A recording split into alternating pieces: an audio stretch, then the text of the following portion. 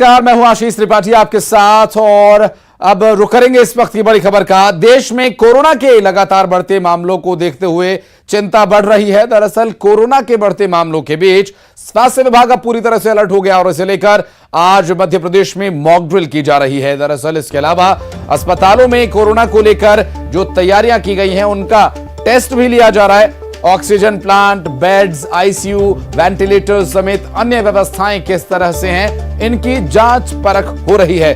Corona की पिछली लहरों में जो समस्याएं, जो चुनौतियां रही, उन चुनौतियों पर कैसे काम करना है, इसके बारे में जानकारी लगातार ली जा रही है। वैसी नौबत दोबारा ना आए, इसके लिए भी पुख्ता तैयारियां की गई हैं। मॉक ड्रिल संबंधी अपडेट दे रहे हमारे सहयोगी बासु चौरे। मध्य प्रदेश के चिकित्सा शिक्षा मंत्री विश्वास सारंग हमीदिया हॉस्पिटल पहुंचे। व्यवस्थाओं का उन्होंने निरीक्षण किया है, जायजा लिया है, मॉक ड्रिल हुई है। सर, कितने संतुष्ट इन व्यवस्थाओं से? पूरी तरह संतुष्ट हैं और व्यवस्था एकदम चौक चौबंद है और हम हर हिसाब से तैयार हैं, कहीं कोई कमी नहीं है।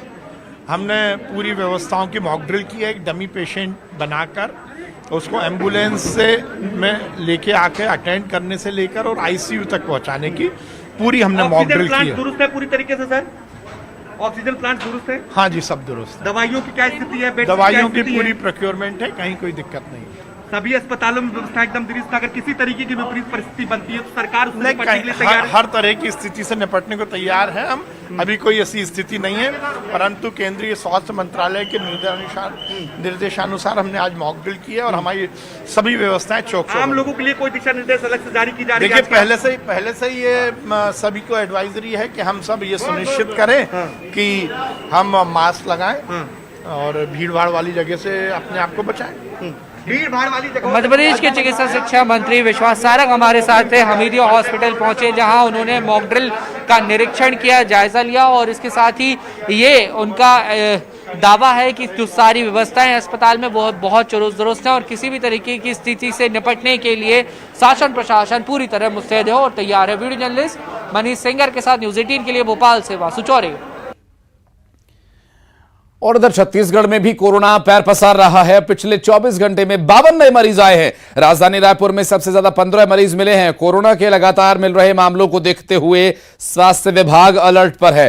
प्रदेश में संक्रमण को कंट्रोल किए जाने के लिए 11, 12 और 13 अप्रैल को सीएमएचओ की समीक्षा बैठक होगी और प्रदेश के अस्पतालों में व्यवस्थाएं कितनी सुदृढ़ हैं, प्रदेश में कोरोना के हालात क्या हैं, तैयारियों का ब्यौरा दे रहे हमारे सहयोगी युगल तिवारी। छत्तीसगढ़ में कोरोना के मामले एक बार फिर से बढ़ने लगे हैं। अगर हम एक्टिव मरीजों की संख्या की बात करें तो अब प्रदेश में एक्टिव मरीजों की संख्या 466 तक पहुंच चुकी है और यही वजह है कि स्वास्थ्य महकमे की परेशानी बढ़ गई है और चिंता जाहिर है। और आज पूरे प्रदेश भर में कोरोना को लेकर के मॉक ड्रिल किया जा रहा है। रायपुर के पंडरी में भी मॉक ड्रिल किया जा रहा है। इसके अलावा प्रदेश के तमाम 33 जिलाओं में जिला चिकित्सालयों में इसका मॉक ड्रिल किया जाएगा और किस तरह से कोविड को लेकर के तैयारियां हैं उसका जायजा लिया जाएगा। प्रदेश भर के सभी जिला चिकित्सा अधिकारियों को इसके लिए निर्देश दिए गए हैं और आज पूरे जिला चिकित्सा अधिकारी चिकित्सालय में जाएंगे और मॉक ड्रिल करेंगे और उनकी तैयारियों का जायजा लेंगे। और जिस तरह से लोग लगातार कोविड गाइडलाइन के नियमों का उल्लंघन कर रहे हैं, टेस्ट भी नहीं करा रहे हैं, यही वजह है कि प्रदेश में एक बार फिर कोविड का संक्रमण काफी तेजी से बढ़ रहा है। हम यही अपील करते हैं कि कोरोना के जो गाइडलाइन है उसका हर कोई पालन करे ताकि ऐसी स्थिति ना आए कि लोगों की जान है वो जाए। तो ये कहा जा सकता है कि अब कोविड गाइडलाइन के नियमों का पालन करना होगा। साथ ही साथ बढ़ते संक्रमण के बीच स्वास्थ्य महकमा भी अब अलर्ट मोड में है। कैमरा पर्सन राजेंद्र चौधरी के साथ युगल तिवारी, न्यूज 18 रायपुर, छत्तीसगढ़। और अब बात करेंगे बढ़ती गर्मी के साथ फसलों में अगलगी की बढ़ती घटनाओं की। जैसे जैसे दिन तप रहा है, किसानों की तैयार फसल में आग लगने की घटनाएं बढ़ रही हैं। जिले के अलग अलग हिस्सों में फसलों में आग लगने की लगभग एक ही जैसी घटनाएं सामने आई हैं। चिंगारी ऐसी भड़की कि चंद मिनटों में एकड़ों में फैली गेहूं की फसल जलकर राख हो गई। और ये घटनाएं अलग अलग होती हैं, लेकिन किसानों की वेदनाओं में एक जैसा ही अनुभव है। उम्मीद जलकर राख हो जाती है। इसके बाद क्या? किसानों के लिए प्रशासन की तरफ से मदद का कोई प्रावधान है? अगर है तो कैसे किसानों को प्रशासनिक मदद मिले, जानकारी दे रहे हैं हमारे सहयोगी ऋषु नायडू। बैतूल जिला एक कृषि प्रधान जिला है और जिले की पूरी अर्थव्यवस्था कृषि पर ही आधारित है। लेकिन गर्मी का मौसम शुरू होते ही हर साल खेत खलिहानों में आगजनी की घटनाओं से करोड़ों रुपए का नुकसान होता है। पिछले 15 दिनों के दौरान बैतूल जिले में कई ऐसी आगजनी की घटनाएं हुई जहां खेतों में लगी खड़ी फसल या काट कर रखी गई पूरी फसल जलकर राख हो गई। हालांकि इस मामले में सरकारी प्रावधान है कि किसान को उसके नुकसान का मुआवजा दिया जाता है, लेकिन इस मुआवजा मिलने की प्रक्रिया में थोड़ा वक्त लगता है। इस दौरान यदि किसान अपनी फसल को बाजार में या मंडियों में बेचता है तो उसे तुरंत इसका मुनाफा मिल जाता है। आगजनी की घटनाओं को रोकना न केवल प्रशासन और सरकार का काम है, बल्कि किसानों को भी इसमें एहतियात बरतने की काफी जरूरत है। कई बार किसानों को निर्देश दिए जाते हैं कि खेत के ऊपर कम ऊंचाई पर झूलते बिजली के तारों की सूचना तत्काल बिजली विभाग को दें और सूखी और खड़ी फसलों के आसपास धूम्रपान न करें, लेकिन कहीं ना कहीं नजरअंदाज किया जाता है इन सब हिदायतों को, जिसकी वजह से किसानों को भारी नुकसान होता है।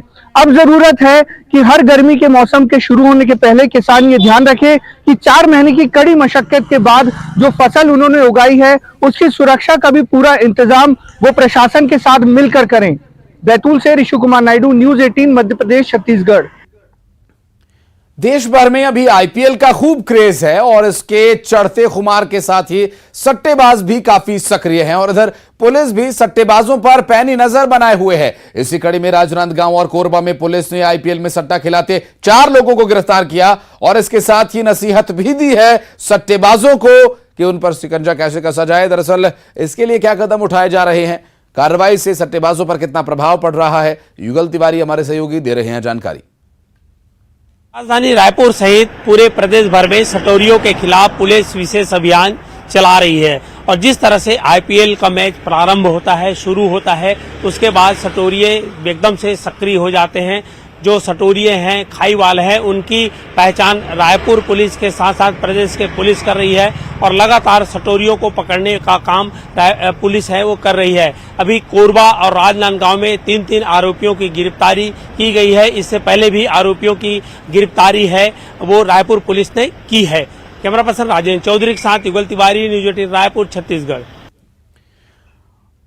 और छत्तीसगढ़ में पिछले कुछ दिनों से मौसम में उतार चढ़ाव का सिलसिला जारी है। दिन में भीषण गर्मी तो शाम को बारिश जैसा मौसम बन जाता है। प्रदेश में एक बार फिर मौसम का मिजाज बदला। राजधानी रायपुर समेत कई जिलों में बादल छाए हुए हैं। मध्य प्रदेश, छत्तीसगढ़ में बारिश के आसार हैं तो बिलासपुर और दुर्ग संभाग में भी बारिश की संभावना जताई गई है। साइक्लोन द्रोणिका का प्रदेश के मौसम पर क्या असर रहेगा, सहयोगी ममता लांजेवार दे रही हैं जानकारी।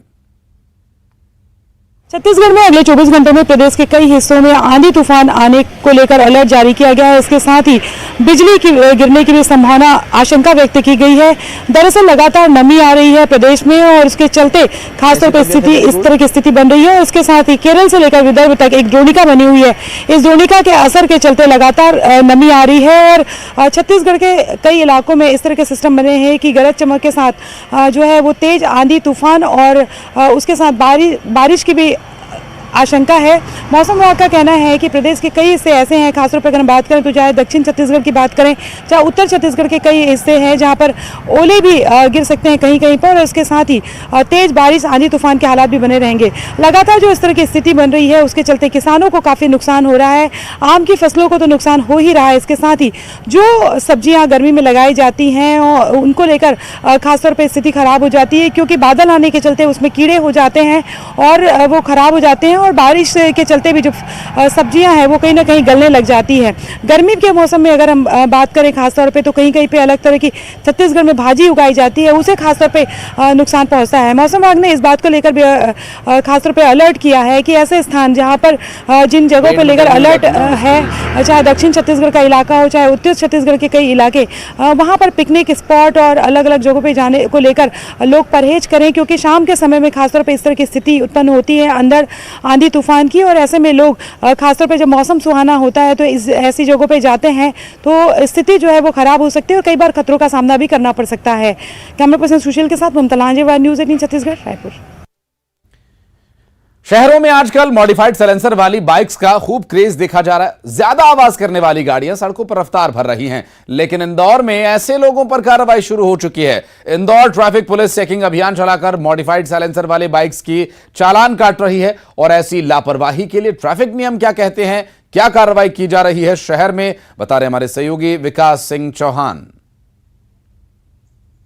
इंदौर ट्रैफिक पुलिस एक बार फिर एक्शन मोड में नजर आ रही है। इंदौर ट्रैफिक पुलिस इस बार ऐसे लोगों को अपने निशाने पर ले रखी है जो कि अपने वाहन का साइलेंसर मॉडिफाइड कराते हैं और उससे पटाखे जैसी तेज कर्कश ध्वनि निकालते हैं। इससे कई बार बाजार में भय जैसी स्थिति निर्मित हो जाती है। इंदौर ट्रैफिक पुलिस ने रविवार के दिन 2 अलग अलग चेकिंग पॉइंट से 2 ऐसे वाहन चालकों को पकड़ा जिन्होंने अपनी बुलेट गाड़ी का साइलेंसर मॉडिफाइड कराया था और पटाखे जैसी कर्कश तेज आवाज निकाल रहे थे। इसके साथ ही इंदौर ट्रैफिक पुलिस ने एडवाइजरी जारी की है कि शहर में ऐसे जगहों पर चेकिंग पॉइंट्स लगाए जाएं जहां से खासकर इस तरह की तेज आवाज वाली बुलेट गाड़ियां निकलती हैं। गौरतलब है कि पूर्व में भी इंदौर ट्रैफिक के डीसीपी महेश चंद्र जैन एक आदेश निकाल चुके थे जिसके तहत सड़कों पर ऐसे वाहनों के जो मॉडिफाइड करने वाले जो वाहन है उनके खिलाफ कड़ी कार्रवाई के आदेश दिए गए थे। साथ ही साथ में जो दुकानदार जो कि गैरेज वाले ऐसे साइलेंसर को मॉडिफाइड करते थे उनके खिलाफ भी एफआईआर दर्ज करवाई गई थी। बहरहाल अब देखना होगा कि एक बार फिर से एक्शन मोड में नजर आने वाली इंदौर की जो ट्रैफिक पुलिस है वो कब तक सड़कों पर नजर आती है और ऐसे वाहनों से आवाज निकालने वाले बुलेट चालकों के खिलाफ क्या कड़ी कार्रवाई की जाती है। कैमरामैन संजय बुआ के साथ विकास सिंह चौहान, न्यूज 18 इंदौर। लोगों को आपने ईएमआई पर घर या महंगी गाड़ियां खरीदते देखा होगा, लेकिन अब आम भी ईएमआई पर बिक रहे हैं। जी हां, ईएमआई पर आम खरीदने का ऑप्शन कहां मिल रहा है, चलिए आपको बताते हैं। घर हो या गाड़ी, टीवी हो या रेफ्रिजरेटर, आजकल हर सामान ईएमआई पर उपलब्ध है। लेकिन अगर कोई कहे कि अब आम भी ईएमआई पर अवेलेबल हैं, तो क्या भरोसा होगा? अगर नहीं तो जरा ये देखिए, first time in India mango on EMI. जी हाँ, अब जेब में पैसे कम हो तो भी रसीले आमों का लुत्फ उठाया जा सकता है। आम को ईएमआई पर देने की ये सुविधा शुरू की है पुणे के एक मैंगो सेलर ने। ये आम पर 3 महीने से लेकर 18 महीने तक की ईएमआई का ऑप्शन दे रहे हैं। आइए जानते हैं इनके दिमाग में ये अनोखा ख्याल आखिर कहाँ से आया। ईएमआई में मीन्स कैसा है कि आप समझो अगर एक पेटी लेते हैं हमारे पास से, समझो उसका टेंटेटिवली कॉस्ट है 5000 रुपीज़ कॉस्ट है, तो वो 5000 आपके हिसाब से आप अगर बोलते हैं 3 महीने में आपको पे करना है, 6 महीने में पे करना है, या 9 महीने में पे करना है, या 12 महीने में पे करना है। 18 मंथ्स का इसका ऑप्शन है हमारे पास। 18 मंथ्स तक आपको जब जो भी ऑप्शन चाहिए वो हम उसमें सिलेक्ट करके दे देते हैं। हमने लॉकडाउन में देखा कि लॉकडाउन में क्या हो गया था कि लॉकडाउन में करीबन 3 साल का पीरियड जो था उसमें हमारा जो बिजनेस था वो नियर अबाउट हाफ की ये सब कस्टमर को तक पहुँच सके, वो हिसाब से फिर हमने ईएमआई सिस्टम का ये ऑफर चालू किया। ये आम भी आम नहीं, बेहद खास है। इस दुकान पर अल्फांसो यानी हापुस आम मिलते हैं जिसका रेट 600 रुपए प्रति दर्जन से लेकर 1300 रुपए प्रति दर्जन तक है। पेटियों के दाम और भी ज्यादा है, पर ईएमआई की सुविधा से लोगों को पैसे की टेंशन नहीं है।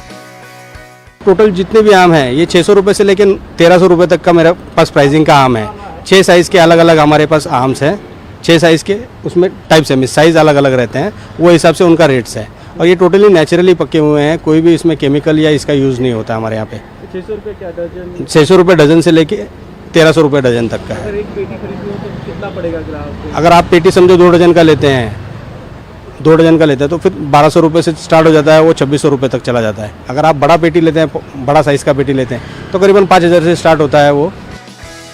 आम पर ईएमआई की इस सुविधा से ग्राहक भी उत्साहित हैं। लोग इसे अलग सोच बता रहे हैं और ईएमआई पर आम की खरीदारी भी कर रहे हैं।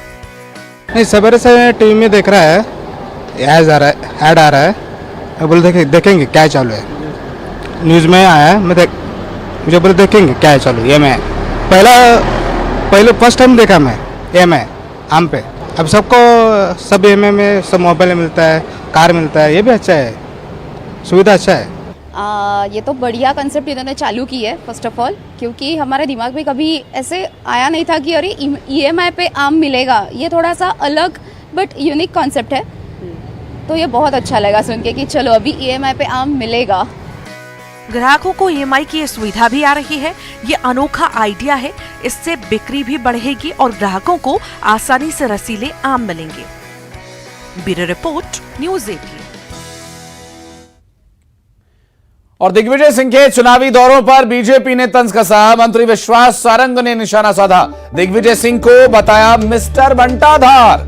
दिग्गी जहां जाएंगे बंटाधार होगा। विश्वास सारंग जो कि मध्य प्रदेश सरकार में मंत्री हैं और दिग्गी को सरकार बनाकर रखने का जिम्मा दिया गया, दिग्गी ने सरकार गिरवा दी। विश्वास सारंग ने तंज कसते हुए दिग्विजय सिंह पर यह तंज कसा और कहा कि जो काम दिग्गी को दिया जाता है उसका उल्टा ही होता है। दरअसल आपको बता दें कि दिग्विजय सिंह को कांग्रेस ने समन्वय बनाने की पार्टी में जिम्मेदारी दी है, जिस पर अब मंत्री विश्वास सारंग निशाना साध रहे हैं। उनका कहा ये कि मिस्टर बंटाधार हैं ये, और जिस काम के लिए जाते हैं उसका उल्टा ही हो जाता है। खैर ये कांग्रेस का अंदरूनी मामला है, पर जहां जहां पैर पड़े संतन के ताता बंटाधार, तो बंटाधार जी जहां जाएंगे बंटाधार करके ही आएंगे। यही काम उन्हें सरकार बचाने को दिया गया था तो उन्होंने सरकार गिरा दी। यही काम उन्हें विधायक को मिलाकर रखने का दिया था तो उन्होंने विधायक को भगा दिया। तो जहां उनको काम दिया गया उसका उल्टा होगा। और वासु चौरे हमारे सहयोगी इस वक्त हमारे साथ मौजूद है। वासु, प्रदेश में चुनाव जैसे जैसे नजदीक आ रहे हैं वैसे वैसे वार पलटवार का सिलसिला भी शुरू हो चुका है। मंत्री विश्वास सारंग ने मिस्टर बंटाधार नाम दिया दिग्विजय सिंह को। बिल्कुल, देखिए चुनाव जैसे जैसे करीब आ रहे हैं सियासी पारा भी वैसे वैसे बढ़ता हुआ दिखाई दे रहा है। दिग्विजय सिंह को कांग्रेस पार्टी ने एक बार फिर से महत्वपूर्ण जिम्मेदारी दी है। याद होगा आपको 2018 के जब विधानसभा के चुनाव थे तो कांग्रेस कार्यकर्ताओं को एकजुट रखने के लिए, आपसी मतभेद खत्म करने के लिए, टिकट के लिए लड़ाई में समन्वय बनाने में दिग्विजय सिंह ने महत्वपूर्ण जो भूमिका निभाई थी। और मध्य प्रदेश की सभी जिलों में, सभी विधानसभाओं में लगभग उन्होंने संगत पर पंगत एक अभियान चलाया था, जिसमें वो कार्यकर्ताओं के पास जाते थे, उनके साथ बैठते थे, खाना खाते थे और कांग्रेस के लिए और कांग्रेस को चुनाव जिताने के लिए काम करने की बात कहते थे। और उनको कई बार शपथ दिलाते हुए भी दिग्विजय सिंह नजर आए थे। इसका परिणाम ये निकला कि 2018 में कांग्रेस की सरकार बन गई। हालांकि बहुत स्पष्ट बहुमत से नहीं बनी, लेकिन फिर भी बीजेपी से ज्यादा सीट लाने में कांग्रेस कामयाब हो गई थी। और उसी फॉर्मूले को कांग्रेस 2023 के विधानसभा चुनावों में दोहराना चाहती है, लेकिन राह इतनी आसान नहीं होगी, क्योंकि बीजेपी भी पूरे दमखम के साथ कैडर को मजबूत करने, जनता के बीच पहुंचने में जुटी हुई है। लेकिन दिग्विजय सिंह ने अपना काम जो है वो शुरू कर दिया है। आज से वो बुंदेलखंड की जो मध्य प्रदेश का बुंदेलखंड इलाका है, यहाँ की करीब 10 विधानसभा सीटों का दौरा करने निकल गए हैं। आने वाले 5 दिनों तक लगातार दिग्विजय सिंह इन विधानसभा क्षेत्रों के दौरे पर रहने वाले हैं और वही काम करेंगे जो उन्होंने 2018 में किया था। लेकिन इस पर अब सियासी वार पलटवार, आरोप प्रत्यारोप का दौर शुरू हो गया है। बीजेपी ने दावा किया है कि दिग्विजय सिंह जहां जाएंगे वहां कांग्रेस को नहीं बीजेपी को फायदा पहुंचाएंगे, क्योंकि दिग्विजय सिंह का जब चेहरा जनता देखती है तो उनका कार्यकाल उन्हें याद आ जाता है। बीजेपी का यह कहना है कि अंधकार था, प्रदेश बीमारू राज्य था दिग्विजय सिंह के कार्यकाल में, और इसलिए जनता नहीं चाहती कि दिग्विजय सिंह या कांग्रेस की सरकार मध्य प्रदेश में एक बार फिर से बने। और विश्वास सारंग जो सरकार के मौजूदा समय में मंत्री है, उन्होंने सीधे तौर पर उन पर निशाना साधा, उन्हें बंटाधार बताया है और कहा है कि उन्हें जो भी जिम्मेदारी दी गई उसका उल्टा ही हमेशा हुआ है। बहरहाल बीजेपी के दावे सच्चे निकलते हैं या दिग्विजय सिंह की रणनीति या कांग्रेस की रणनीति एक बार फिर काम करती है, ये देखना होगा। और जनता अपनी इंतजार करने का बचा नहीं है। वासु, और बहुत बहुत शुक्रिया आपका इस पूरे मामले पर डिटेल्स हमारे दर्शकों तक पहुंचाने के लिए। एक बहुत छोटे से ब्रेक के लिए रुक रहे, खबरों का सिलसिला लगातार आगे भी जारी है।